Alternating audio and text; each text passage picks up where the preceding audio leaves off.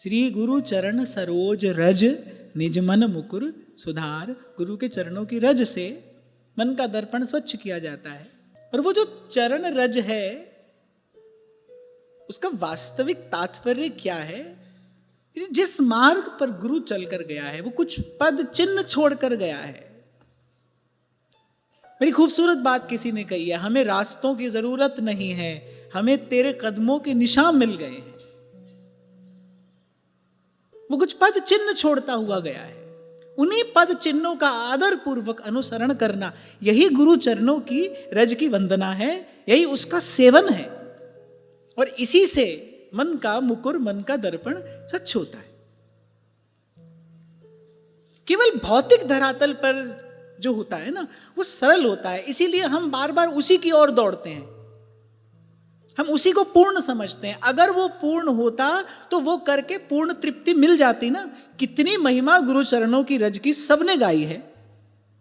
पहले आप किसी को गुरु मानो, फिर उसके चरणों की धूल उठाकर अपने माथे पर चढ़ाओ, अच्छी बात है, बहुत अच्छी बात है। पर क्या उससे पूर्णता, क्या उससे तृप्ति का बोध होता है? ईमानदारी से बताओ। अगर केवल यही इसका तात्पर्य होता, अगर यही क्रिया केवल पूर्ण फल देने वाली होती, तो फिर ऐसा करने से पूर्णानंद की, तृप्ति की अनुभूति हो जाती ना। पर होता तो नहीं। आप बताओ, होता है? ईमानदारी से बताओ, होता है? क्या मन के सारे क्लेश दूर हो जाते हैं? मैंने कहा मेरी कुछ बातें आपको भीतर से झंझोड़ेंगी, आपके भीतर हलचल पैदा करेंगी। मेरा काम केवल आपके प्रश्न का उत्तर देना ही नहीं है, आपके मन में प्रश्न खड़ा करना भी है।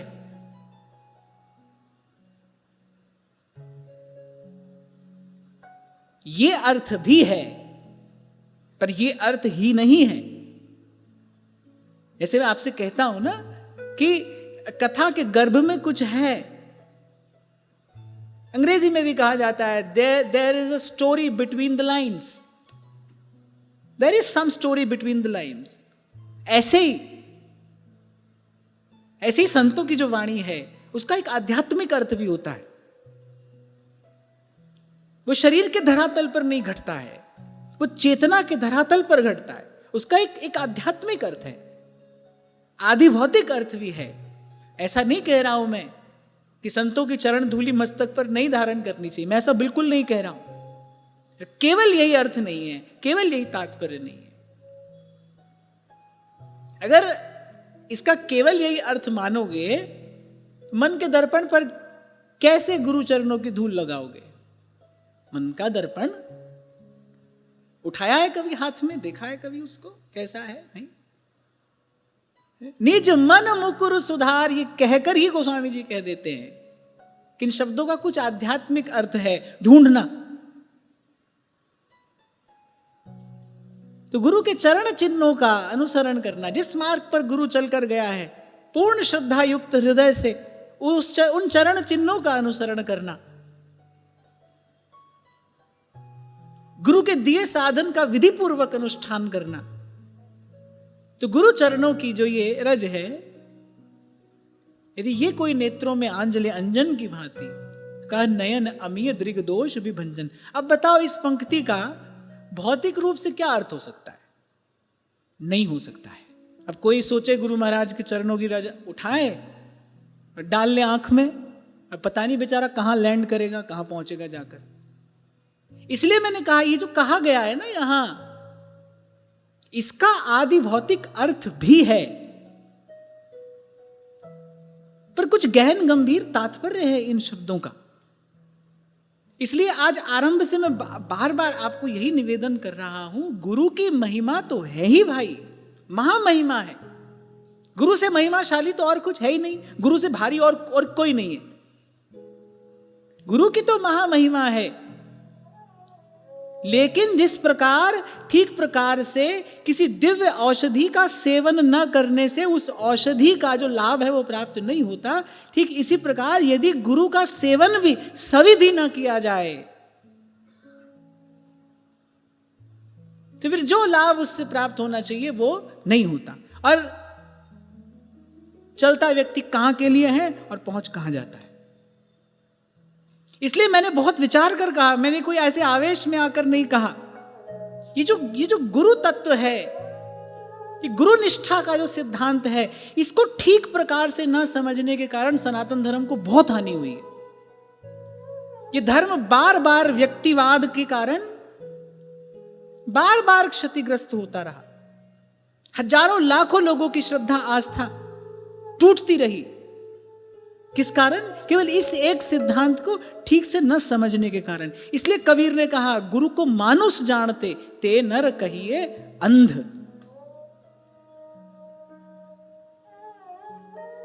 और मैंने आपसे कहा ना कि भौतिक रूप से बाहरी धरातल पर, शारीरिक धरातल पर जो भी क्रिया होती है वो आसान है। मैं आपको दो विकल्प दूं, गुरु की पूजा के दो विकल्प हैं, चुन लीजिए एक तो ये है, पूजा का थाल सजाकर जाइए, गुरु जी के चरण धोइए, रोरी चंदन का तिलक करिए, आरती उतारिए, अब भेंट रखनी मत भूलिए, वो रखिए। एक तो ये, और एक सदा सत्य भाषण करना है। कौन सी विधि चुनेंगे आप? मैं जानता हूं, बताइए मत, क्योंकि वो सरल है भाई, उसमें कोई कठिनाई नहीं है। पर सिद्धांत को जीवन में धारण करना, इसके लिए आपको अपने आप को देना पड़ेगा। आपको अपनी जेब का धन, अपनी गांठ की वस्तु मात्र खर्च नहीं करनी पड़ेगी भाई। सिद्धांत को जीवन में धारण करने के लिए आपको अपने आप को देना पड़ेगा।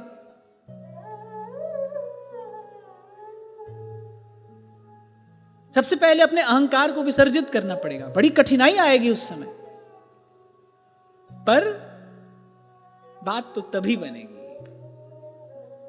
इसीलिए छोटा सा उदाहरण दिया मैंने आपको। आप डॉक्टर के पास गए, आपने औषधि ले ली, आप खूब लाड़ दुलार डॉक्टर का कर रहे हैं, और तो और आप तो कहने लगे अरे आप ही भगवान है, आरती उतारने लगे आप, लेकिन आप औषधि नहीं ले रहे, तो आपका जाना निष्फल है।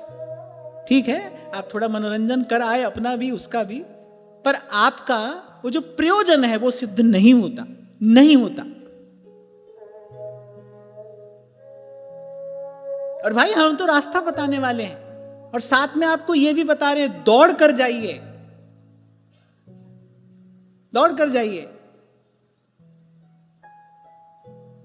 कब पट हो जाए पता नहीं।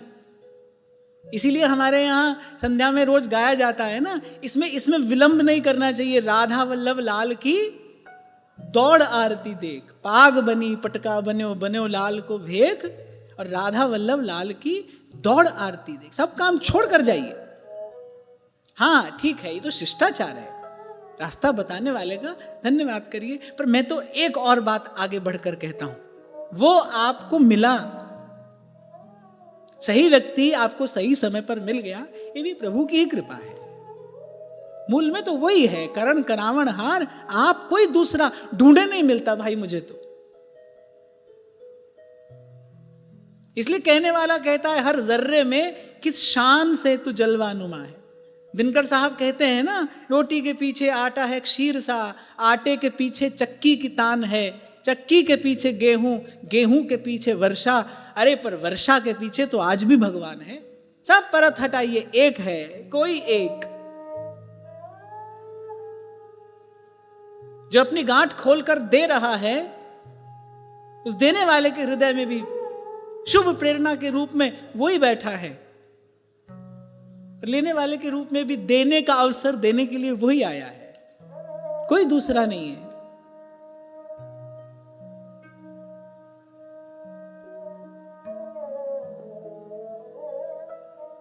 This is the way to be focused, एकाग्र।